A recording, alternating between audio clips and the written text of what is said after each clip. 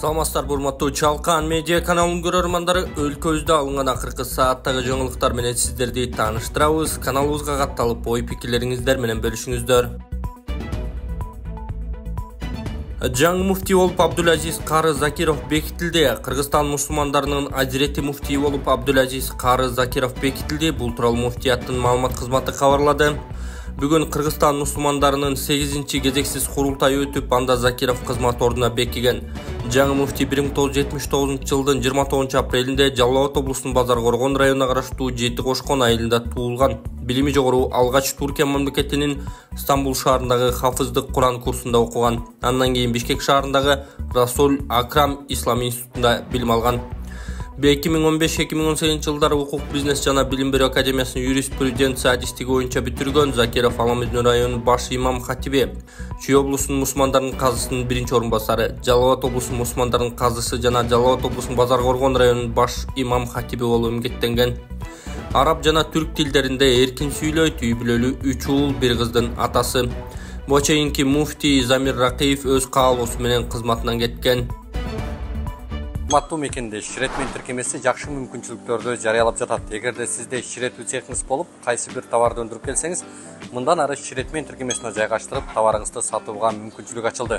Ошондой эле курулуштарга жакшы ишчиретүүчүлөрдү ишчиретмин тиркемесинен табууга болот. Ал үчүн ишчиретмин тиркемесин Google Play'ден же App Store аркылуу жүктөп алып, регистрация кылып коюу жетиштүү болот.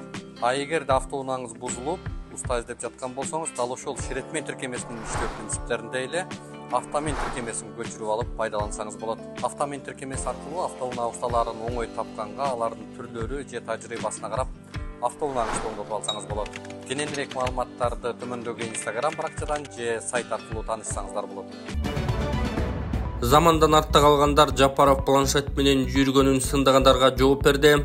Президент Садыр Жапаров колунан планшетти түшпөйт деп аны сындагандарга жооп берди. Өлкө башчы кабар маалымат агенттигиндеги маегинде 2007-2008 жылдан бери планшет колдоноорун айткан. Андан каалаган маалыматын карап, кол алдындагыларга тапшырма берип, иш тез бүтөөрүн белгиледи. Мындан сырткары Комтор сыяктуу бир топ мамлекеттик стратегиялык мекемелерди бажы посторун онлайн көрүп турарын билдирди. Көп иштерди аткарууда бул заманбап техникалар абдан ыңгайлуу, кагаз калемдин кереги жок, ичинде баардык маалыматтар бар. Архивди ачсаң 5-10 жылдан берки керектүү маалыматтарың сакталуу турат. Ал эми колдон планшетти түшпөйт дегендер замандан артта калгандар, компьютерден заманбап техникалардын баркын билбегендер. Андайларга көңүл деле урбайм, деди Жапаров. Ошондой эле өкмөт жакында толук санарип өтөөрүн, былтыр жарым-жартылай кошулганда эле кагаз калемге кеткен каражат 2 эсе үнөмдөлгөнүн эске салды. Тагырага 2022 жылы 441 миллион сом жумшалса, былтыр 230 миллион сом коротулган. Кара-Балтада дене мүчөсү бөлүнгөн кишинин сөөгү табылды. Кара-Балтада 47 жаштагы кишини өлтүрүп, дене мүчөлөрүн бөлүп ыргытып жиберген. Бул туурасында Чүй облустук милициянын маалымат кызматы кабарлады. Билдирмеге караганда, кылмышка шектелүү 35 жаштагы мурда соттолгон Сыа аттуу жайыл районунун тургуну кармалды. Милицияга 9 январь күнү кечинде Фрунзе көчөсүндө адамдын сөөгү жатканы тууралуу маалымат түшкөн. Ыкчам тергөө тобу барганда дене мүчөсүнүн бир бөлүгүн көрүшкөн. Андан соң кылмыш жаза кодексинин 122 беренеси адам өлтүрүү менен иш козголгон. Маркум 47 жаштагы жайыл районунун тургуну Д экени аныкталды. Ал 2 январда шектүү экөө ичимдик ичип отуруп мушташа кечишкен, катуу жаракат алган Д каза болуп калган. Сыа аттуу жаран 2 күндөн кийин маркумдун дене мүчөлөрүн бөлүп кароосуз калган гараждардын артына ыргытып жиберген деп айтылат маалыматта. Маркум 4 январдан бери дайынсыз жоголду деп изделип жаткан. Комтор кесиптик лицейге жардам көрсөттү. Билим берүү тармагын колдоо Комтор Голд компания жабык акционердик коомунун социалдык саясаттын маанилүү багыттарынын бири.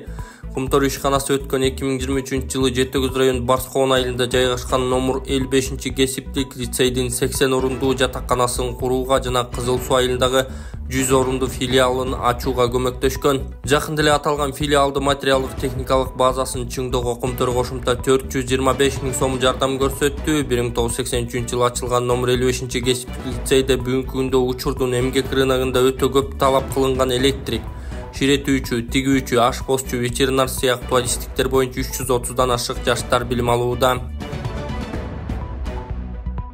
Элдик депутаттык тобу мамлекеттик ипотекалык компаниянын ишмердүүлүгү менен таанышты. Элдик депутаттык тобунун депутаттары мамлекеттик ипотекалык компаниянын турак жай программасынын алкагында республиканын аймактарында турак жай куруу боюнча ишмердүүлүгү менен таанышты. Алгач эл өкүлдөрү Бишкек шаарындагы Маликов жана Скрябин көчөлөрүндөгү жер тилкелерине барып курулуш иштерин жеринде көрүп чыгышкан. Андан соң көчмө жыйын МИКтин кеңсесинде уланды. Жыйындын жүрүшүндө мамлекеттик ипотекалык компаниянын башкармалыгынын төрагасы Алмамбет Шыкмаматов бүгүнкү күндө мамлекеттик ипотекалык компания тарабынан 15,8 миллиард сомго 9346 насыя берилгенин маалымдады. Учурда кезекте 18966 жаран турат деген Шыкмаматов учурдагы курулуштарга жана турак жай каржылоо багыттарына кеңири токтолуп, ал пландары менен бөлүшүү 2026 жылга чейин 23 000 батир куруу мерчемделип жатканын белгиледи. Талкуу маалында эл өкүлдөрү мамлекеттик турак жай саясаты чөйрөсүндөгү көптөгөн маселелерге көңүл буруп, мигранттар үчүн үлүштүк курулуш механизмин ишке киргизүү, курулуш секторуна инвестицияларды тартуу боюнча бир катар сунуштарын беришти. Депутаттык топтун лидери Акылбек Түмөнбаев киргизилип жаткан узак мөөнөттүү туруктуу ипотекалык насыялоо механизми жарандардын турак жай сатып алуу мүмкүнчүлүктөрүн жогорулатаарын белгилеген. Ал эми депутат Жалалиддин Нурбаев МИКке ипотека берүүнүн ислам принциптерин киргизүүнү сунуштаса, эл өкүлү Аманкан Кенжебаев Чүй облусунда турак жай куруу маселесин көтөргөн. Малиев МИКке парламенттен кандай колдоо керектигине кызыкты. Буга чейин Шыкмаматов салык жүгүн азайтуу көзөмөлдөө, ошондой эле келишимдерди ратификациялоого көмөктөшүү керектигин белгилеген.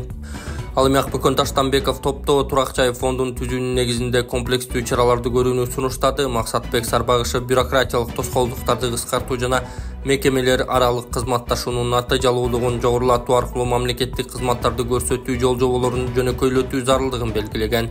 Мирлан Самыйкожо конфискацияланган мүлктөрдү башкаруу, курулуп жаткан батирлерге баа түзүү, кезектүүлүк боюнча маселелерди ортого салган. Талкуунун жыйынтыгында депутаттардын сунуштарын эске алуу менен мамлекеттик ипотекалык компания тарабынан берилген маалыматтар эске алынган.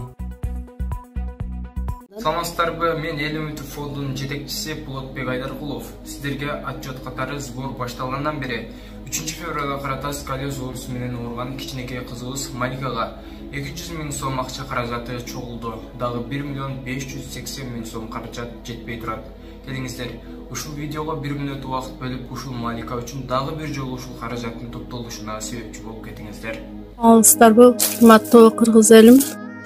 Ушу сиздердин жардамыңыздарга муктаж болуп турабыз. Кичинекей кызыбыз Малика ушу кичинекей кезинен бери ушу сколиоз оорусу менен жабыркап келет. Ушу кызыбыздын биз дагы айыгып кетишин, элдин балдарында болуп ойношун, тилеген максаттарына оюна жетишин аракет кылабыз. Ушуга сиздердин жардамыңыздар керек.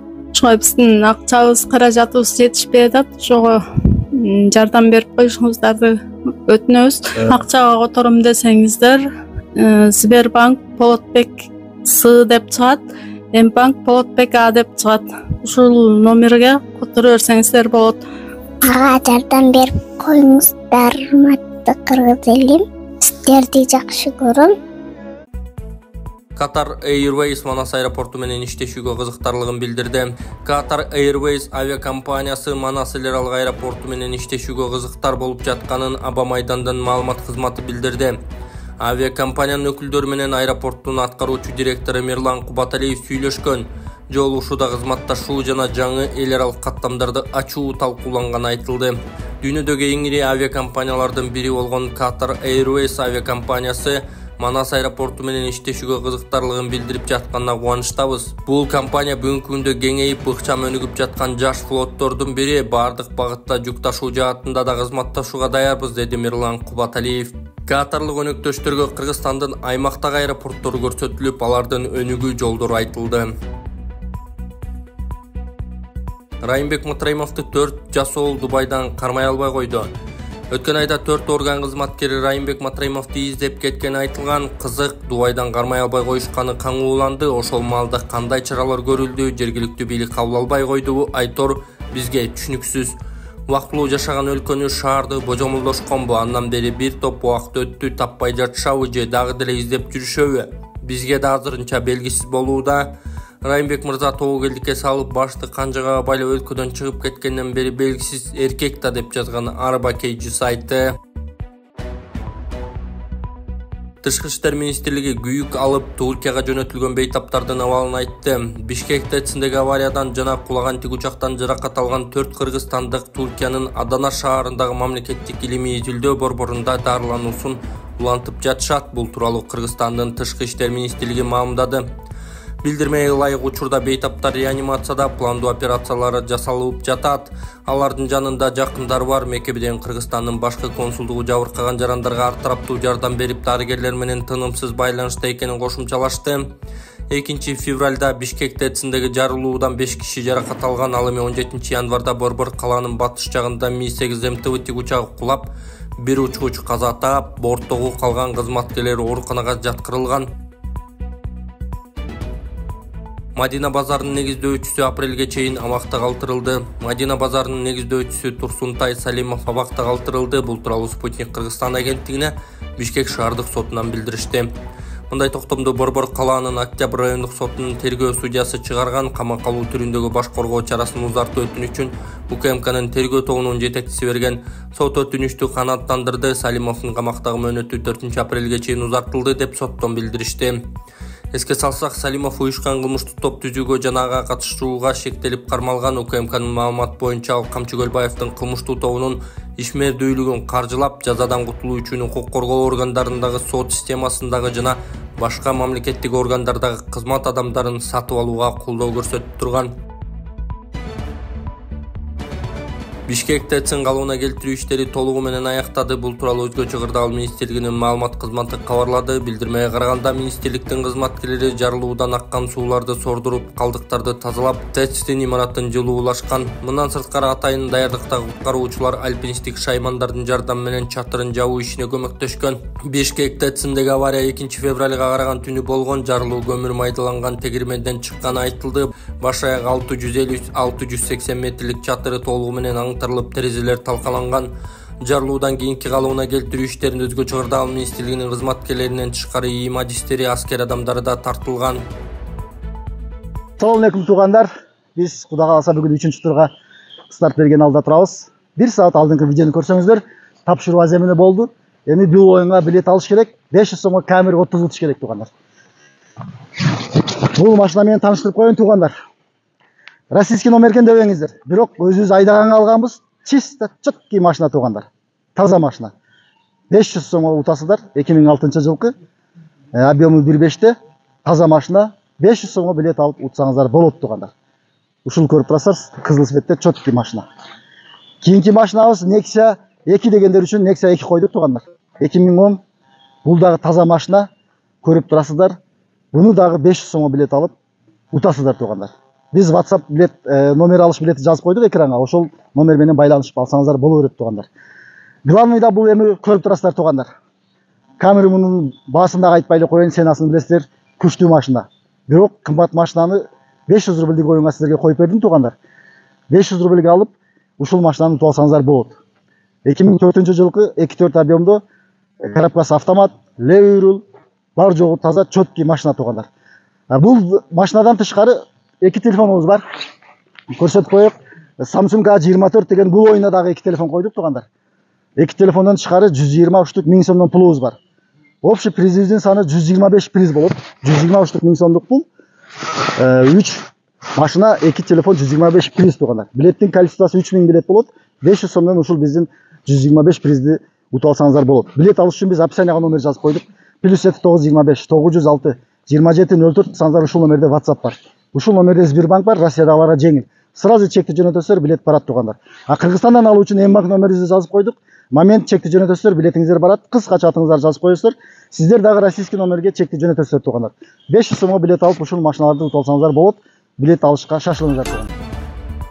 Эне жана баланы коргоо борборунда жилик чучугун алмаштыруу бөлүмү ачылат. Бишкектеги Эне жана баланы коргоо улуттук борборунда жилик чучугун алмаштыруу бөлүмү ачылат. Бул тууралуу Саламаттыкты сактоо министрлигинин маалымат кызматы кабарлады.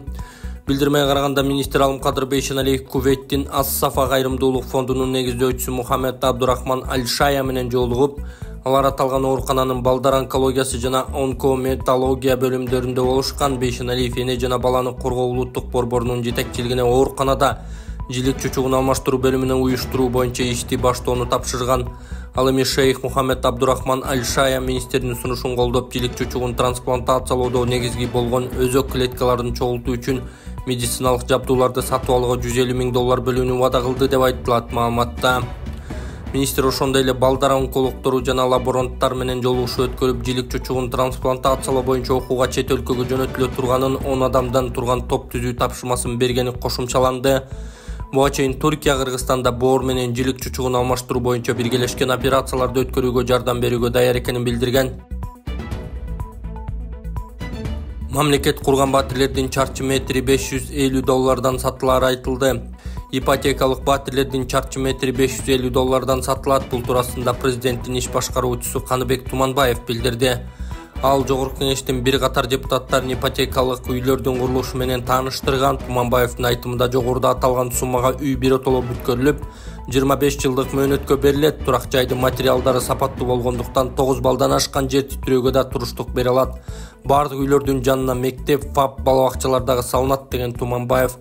Үйлөрдү президенттин иш башкармалыгына караштуу Кыргыз строй сервис ишканасы курууда. Эл өкүлдөрү менен жолугушууда мамлекеттик ипотекалык компания АК башкармалыгынын төрагасы Салманбек Шыкмаматов учурда кезекте 18.966 жаран турганын белгиледи. Анын айтымында 2026 жылга чейин 23.000 батир куруу мерчемделип жатат.